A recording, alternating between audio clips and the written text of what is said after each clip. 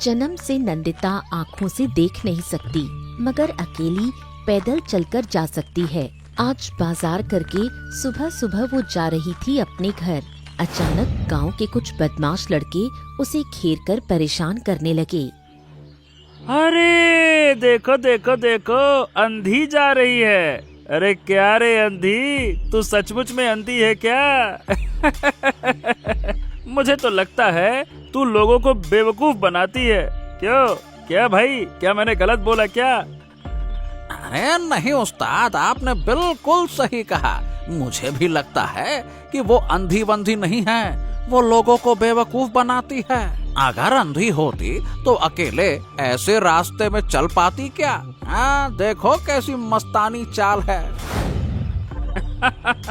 और नहीं तो क्या, देखो तो बाजार से क्या सब्जी लाई है। देखो, अरे अरे थोड़ा सा हमको भी सब्जी दे दो, हम भी तो घर ले जाएंगे।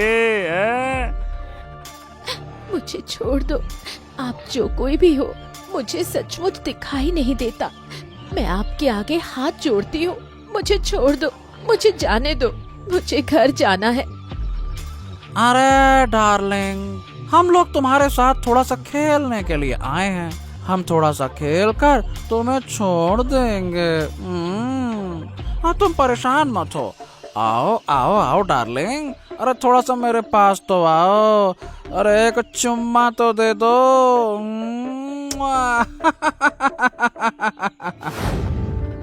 फिर वो दोनों लड़के आगे आकर नंदिता को घेर लेते हैं और उसे परेशान करते हैं। इसी समय शामली वहाँ पर आ जाती है। अपनी आँखों के सामने खुद की दोस्त की ये हालत देखकर वो बहुत गंभीर हो जाती है। रुक जाओ तुम दोनों, अगर एक कदम आगे बढ़ाया तो मुझसे बुरा कोई नहीं होगा। अरे देखो देखो देखो, एक और नमूना आ गई। एक तो अंधी है और एक को दिन के उजाले में भी दिखाई नहीं देता ठीक से। अरे इतनी काली लड़की मैंने जिंदगी में कभी नहीं देखी। इसके सामने तो कोयला भी गोरा है। और एक शब्द अगर मुंह से निकाला तो मुंह तोड़ दूंगी। याद रखना, मेरी दोस्त को छोड़ दो, वरना अंजाम बहुत बुरा होगा। अरे बाप रे, अरे बाप रे, हमको डरा रही है, हमको डर लग गया। सुन रे, हमको तुझसे डर वर नहीं लगता। तेरे जैसे बहुत आए बहुत गए, बहुत देखे हमने नमूने। अरे जा रे, उसको पकड़ के यहाँ ले आ, उसकी हेकड़ी निकाल देते हैं।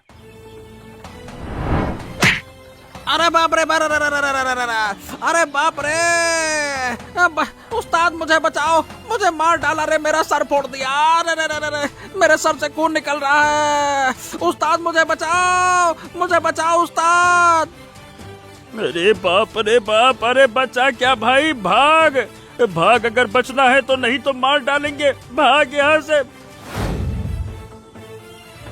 मुझे बचाने के लिए तुम्हारा बहुत बहुत शुक्रिया। अगर तुम नहीं आती तो वो लोग मुझसे मेरा सारा सामान छीन लेते। शुक्रिया बोलने की कोई जरूरत नहीं, हम दोनों दोस्त हैं और एक दोस्त का फर्ज है कि वो अपने दोस्त की जरूरत के समय मदद करे। चलो तुम्हें घर छोड़ाती हूँ।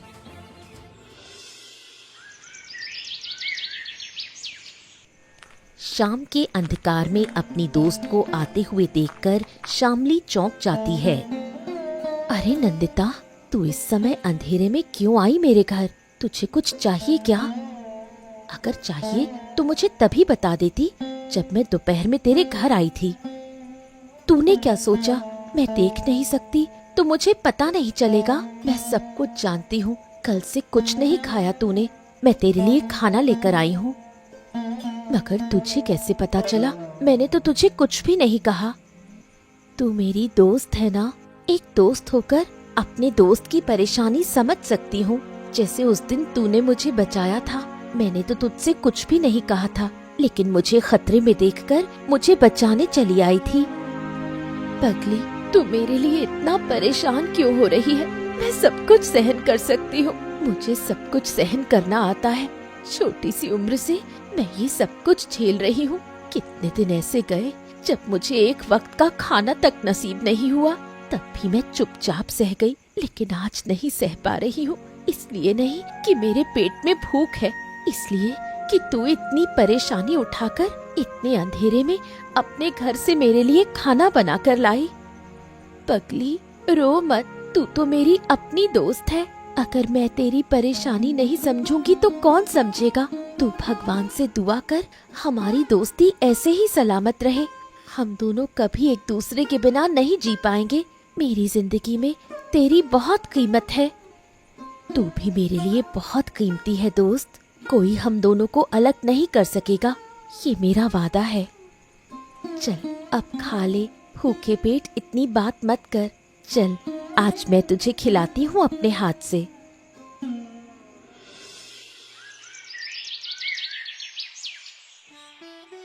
अरे लड़कियों, नंदिता और श्यामली, अरे नंदिता, अरे लड़कियों, अरे तुम दोनों क्या कर रही हो? अरे देखो देखो देखो, तुम्हारे घर में किसको लेकर आया हूँ। आज किसके पैर पड़े हैं तुम्हारे घर पर, देखो देखो।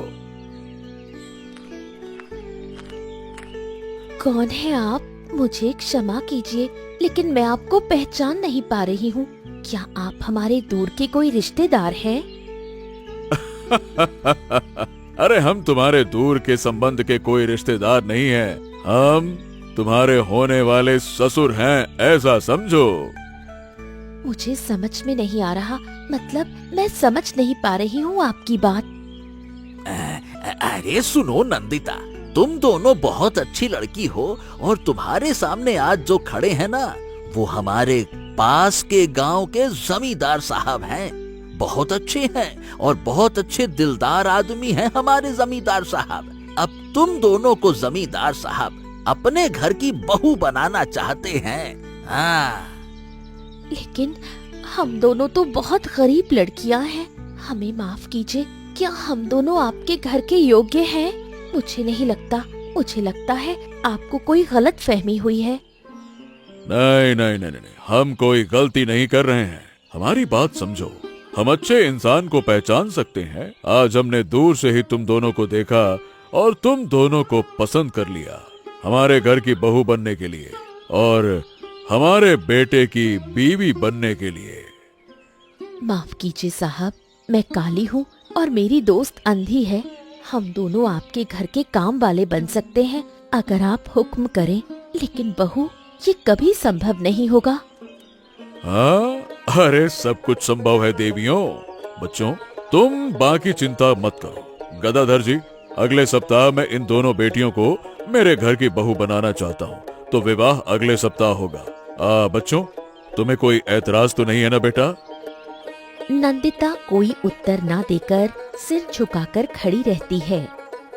हाँ, देवियों, अरे इतना मत सोचो, तुम्हारा भाग्य बदल जाएगा। इसको ऊपर वाले का आशीर्वाद समझो। हाँ, ये आशीर्वाद सबके ऊपर नहीं देता ईश्वर। जमींदार साहब, हाँ हाँ, जमींदार साहब, अब आप चिंता मत कीजिए, है ना। ये क्या है, बच्चियां हैं, अभी शर्मा रही हैं, उसे लेकर आप चिंतित मत होइए।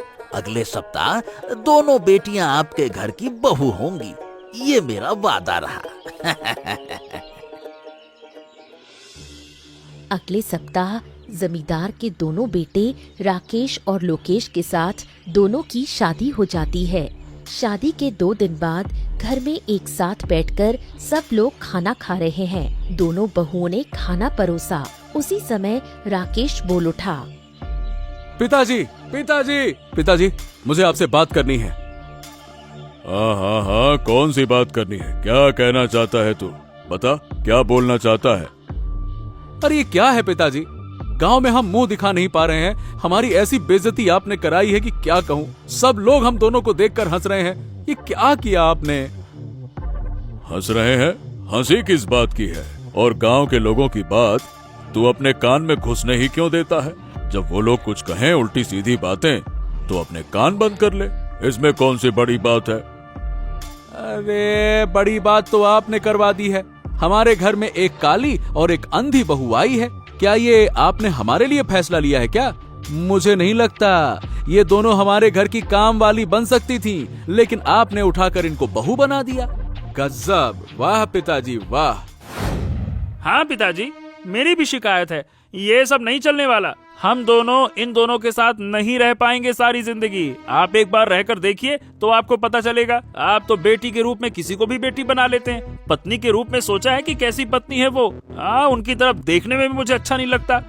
आपने इस तरह से हमारी जिंदगी बर्बाद कर दी कि मैं क्या कहूँ। मैं अपनी जिंदगी बर्बाद नहीं कर सकता। बस फालतू की बात किए जा रहे हो, बोले जा रहे हो। अरे मैं तुम्हारा बाप हूँ, तुम्हारा बुरा नहीं चाहता। और तुम दोनों मुझे मत सिखाओ कि मुझे क्या करना है और क्या नहीं करना है। मैं उन दोनों बच्चियों को एक अच्छे इंसान के रूप में अपने घर लेकर आया हूँ। वो दोनों देवियाँ मेरे लिए लक्ष्मी हैं, लक्ष्मी। बेवकूफ कहीं के। और हाँ, अगर तुम दोनों इस घर में नहीं रहना चाहते हो तो मत रहो, तुम दोनों को कोई नहीं रोकेगा। जाओ। अच्छा, वाह वाह वाह वाह वाह वाह वाह। तो दो अनजान औरतों के लिए अपने बेटों को घर से निकाल रहे हो। वाह, क्या बाप हो। वाह वाह वाह वाह। हम भी देख लेते हैं, हम भी तो देखें ये दोनों कितने दिनों तक हमारे घर में रहती हैं। हाँ बेटियों, तुम उसकी बात में मत आओ। तुम दोनों मेरे लिए मेरी बेटी जैसी हो। चिंता मत कीजिए माँ, हम अपनी योग्यता उनके सामने साबित करके रहेंगे। अगर हमें घर छोड़ना पड़ा तो हम घर छोड़ देंगे। बेटा, ये तुम्हारा घर है, तुम दोनों यहाँ से कहीं नहीं जाओगी। हाँ। अगर हमारी वजह से घर में इतनी परेशानी है तो ये हम दोनों का फर्ज है कि हम इस परेशानी को दूर करें और उन दोनों को शांत करके फिर से इस परिवार को एक कर दें। अगली सुबह दोनों बहुएं घर छोड़कर निकलने वाली होती हैं। उसी वक्त उनके ससुर वहाँ पर आते हैं। अरे अरे अरे अरे, रुक जाओ, रुको। ये तुम दोनों कहाँ जा रही हो? मुझसे पूछे बिना तुम दोनों यहाँ से कहाँ चली जा रही हो? बिल्कुल नहीं जा सकती हो। पिताजी, आपने हमें इस घर की बहू बनाया। हमने कल कहा था हम दोनों अपने पैरों पर खड़े होकर दिखाएंगे और जब हम कामयाब हो जाएंगे तभी इस घर में वापस आएंगे। अरे मेरे दोनों बेटों की तरफ से, देखो, मेरे दोनों बेटों की तरफ से मैं तुमसे माफी मांगता हूँ। हाथ जोड़कर तुम्हारे पैर पड़ता हूँ। तुम दोनों ऐसे घर छोड़कर मत जाओ बच्चों। हम लोग किसी गांव में रहेंगे पिताजी, आप चिंता मत कीजिए, सब कुछ ठीक हो जाएगा। आप ऊपर वाले पर भरोसा कीजिए। लेकिन तुम दोनों के जाने से घर खाली सा हो जाएगा। हमारे बारे में भी सोचो, ऐसा मत करो। आप दोनों हमें आशीर्वाद दीजिए। हम जो करने के लिए इस घर से निकल रहे हैं वो काम हम दोनों श्रद्धा से पूरा कर सके और वापस आप दोनों की सेवा में इस घर में वापस आ सके। ठीक है। अगर तुमने तय कर ही लिया है तो फिर मैं तुम्हें मना नहीं करूँगा। अगर कोई जरूरत पड़े तो मुझे भूल मत जाना। मैं हमेशा तुम दोनों के साथ रहूंगा। हाँ, लेकिन समझ नहीं आता कि कब तक ये सब कुछ ठीक होगा। समय आने पर सब कुछ सही हो जाएगा, सब कुछ। अब चिंता मत कीजिए, अब हम दोनों चलते हैं। दोनों दोस्त गांव के रास्ते में एक पेड़ के नीचे अपनी झोपड़ी बनाकर रहने लगी। कुछ दिन बाद उन्होंने वहां पर एक होटल खोल दिया जहां पर उन दोनों ने खाना पकाकर बेचना शुरू किया, जिस वजह से उन दोनों को गांव वालों का बहुत प्यार मिला। मुझे आज बहुत अच्छा लग रहा है। हम दोनों खुद के पैरों पर खड़े हो गए। हमारा यहाँ बहुत सम्मान है, लोग हमारा खाना पसंद कर रहे हैं। मुझे बहुत अच्छा लग रहा है। नंदिता, तू उधर देख, किसी को कुछ चाहिए तो नहीं? अरे हाँ, सुनो, मुझे थोड़ा सा दाल और चावल देना जरा, और थोड़ा सा चिकन भी दे देना। तुम्हारे चिकन की खुशबू बहुत अच्छी है। सही बता रहा हूँ बेटियों, तुम दोनों बहुत अच्छा खाना पका सकती हो। तुम और तरक्की करोगी, ये मैं लिख के देता हूँ। बहुत बहुत शुक्रिया। अगर आप इसी तरह हमारे साथ रहेंगे तो हम दोनों इस होटल को और बड़ा बना लेंगे और यहाँ पर और भी तरह के नए नए खानों का इंतजाम करेंगे। अरे हाँ, हम तो आ ही रहे हैं। रोज यहाँ पर खाने आ रहे हैं हम। तुम चिंता मत करो, हम सब तुम्हारे साथ हैं। लाओ थोड़ा सा शोरमा लाओ। मैं यही सुनना चाहती थी। हम दोनों को और मन लगाकर खाना पकाना पड़ेगा। अगर ये लोग रूठ गए तो सब खत्म हो जाएगा। रात हो चुकी है। जमींदार महेंद्र सिंह के दोनों बेटे राकेश और लोकेश काम से घर लौट रहे हैं जंगल के रास्ते से। उसी वक्त भोला डाकू अपने झुंड के साथ दोनों भाइयों को घेर लेता है। अब तुम दोनों नहीं बच पाओगे। तुम दोनों के पास जो भी खजाना है, पैसा है, सब कुछ हमें दे दो अगर जिंदा रहना चाहते हो तो, नहीं तो यही तुम दोनों को खत्म कर देंगे। लाओ। तुम हमें नहीं जानते हो। हमारे पिताजी इस गांव के जमींदार हैं। अगर उनके कान में ये खबर पहुंची ना तो तुम्हारी खैर नहीं। अच्छा, लगता है तुम दोनों इस तरह से नहीं मानोगे। तुम दोनों को मार कर ही तुम्हें लूटना पड़ेगा। बड़े ही खराब जालिम है ये दुनिया। मैं अपने आप को बदलना चाहता हूँ, लेकिन तुम जैसे लोग बदलने ही नहीं देते हो। अगर चुपचाप दे देते तो हमें मारना नहीं पड़ता। अब देखो मैं तुम्हारा क्या हाल करता हूँ। अरे चलो रे, भाग चलो यहाँ से। सब कुछ ले लिया पैसे वैसे। अब ये दोनों यहीं मर जाएंगे। चलो।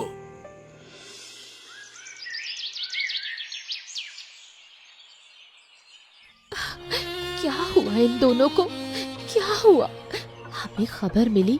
ये सब हुआ कैसे? कौन है इसके पीछे? कल रात एक डाकू के झुंड ने इन दोनों को घेर लिया था। फिर पैसे ना देने के कारण इन दोनों को जख्मी करके चले गए। हमें बहुत डर लग रहा है पिताजी। इन दोनों को कुछ हो तो नहीं जाएगा?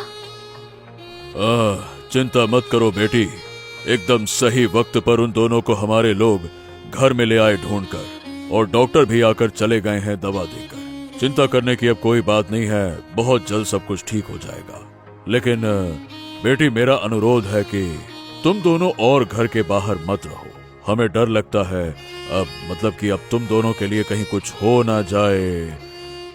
आप चिंता मत कीजिए पिताजी। जिन लोगों ने इनकी ये हालत की है उन लोगों को हम छोड़ेंगे नहीं। हम एक योजना बनाकर उन लोगों को पकड़ लेंगे। योजना? कैसी योजना? हमें भी बताओ, हम भी तो जाने। आपको सब कुछ बताएंगे, लेकिन हमें इसमें आपकी मदद भी चाहिए होगी। मैं चाहती हूँ आप कुछ दिन के लिए हम दोनों की बात मान कर चलें। ठीक है, मेरा तुम दोनों के ऊपर पूरा भरोसा है। तुम दोनों जो कहोगी हम वही करेंगे। अगले दिन शाम में दोनों बहुएं ठीक उसी जगह पर दुकान खोलती हैं जिस जगह के आसपास उस डाकू के झुंड ने हमला किया था। वो लोग आएंगे ना नंदिता? मुझे तो शक हो रहा है। लेकिन मुझे कोई शक नहीं। मुझे लगता है वो लोग जरूर आएंगे। सुन रही है क्या? किसी के पाँव की आवाज? हाँ, मैं भी सुन पा रही हूँ। लगता है यहाँ आ रहे हैं वो लोग। चलो हम दोनों अपनी एक्टिंग शुरू करते हैं। अरे बाप रे, और कितनी देर यहाँ पर बैठी रहूं? हम तो यहाँ पर किसी को नहीं जानते। क्या कोई हमें बचाएगा यहाँ से? हमारे पास बहुत सारा खाना है। ये सब खाना लेकर हम क्या करेंगे? अरे दोनों लड़कियां यहाँ क्या कर रही हो? इतनी रात हो चुकी है, यहाँ पर अकेले तुम्हें डर नहीं लगता? जी लगता तो है। सुना है कल रात यहाँ पर डाकू के झुंड को देखा गया था। हमें बहुत डर लग रहा है, लेकिन हम लोग कहाँ जाएं? हमारे पास इतना सारा खाना है। खाना? कैसा खाना? चिकन, चावल और मिठाई भी है। हम लोग एक शादी के घर से लौट रहे हैं, लेकिन अचानक जंगल में हम रास्ता भटक गए। इतना सारा खाना देखकर डाकू भोला के मुंह में पानी आ गया। अरे देवियों, निकालो तो सही तुम्हारे पास जो भी खाना है। मेरे लिए निकालो यहाँ। हम लोग खा लेते हैं, फिर खाकर तुम दोनों को घर छोड़ देंगे। ले आओ। बहुत बहुत धन्यवाद। ठीक है, सब कुछ आप लोगों के लिए है। अब तुम लोगों के जाने का समय हो चुका है, लेकिन नींद में तुम यहाँ से नहीं जा पाओगे। चलो हमारा काम तो पूरा हुआ। खाना खाते खाते वो लोग वहीं पर सो गए। उन लोगों को पता ही नहीं चला कि खाने में नींद की दवा मिलाई हुई थी।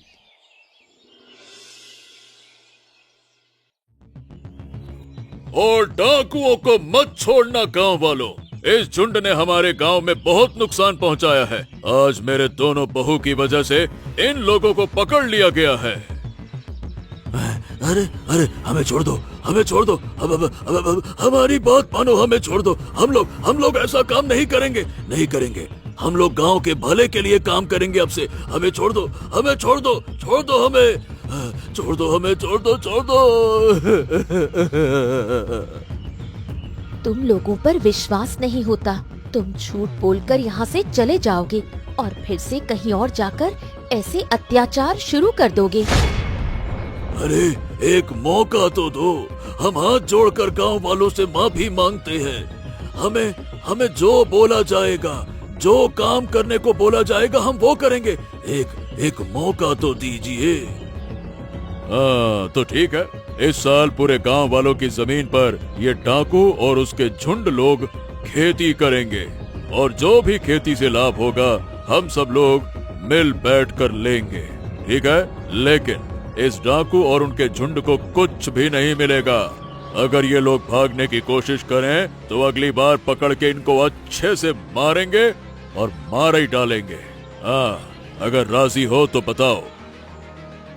हाँ जी जी जी, आप जैसा कहेंगे हम वैसा करेंगे। ठीक है, ठीक है, ठीक है। गांव वाले दोनों बहुओं की जय जयकार करते हैं। गर्व से जमींदार महेंद्र का सीना चौड़ा हो जाता है। दोनों बहुएं बहुत खुश हैं। जो गांव वाले उन दोनों को उल्टा सीधा बोलते रहते थे, आज वो लोग उनसे बहुत प्यार करते हैं। बोलो तो, जिस डाकू ने गांव के ऊपर आक्रमण किया था उसका नाम क्या है? अपने जवाब जरूर कमेंट में बताना। और ऐसी मजेदार कहानी के लिए हमारे चैनल को जरूर सब्सक्राइब कर देना।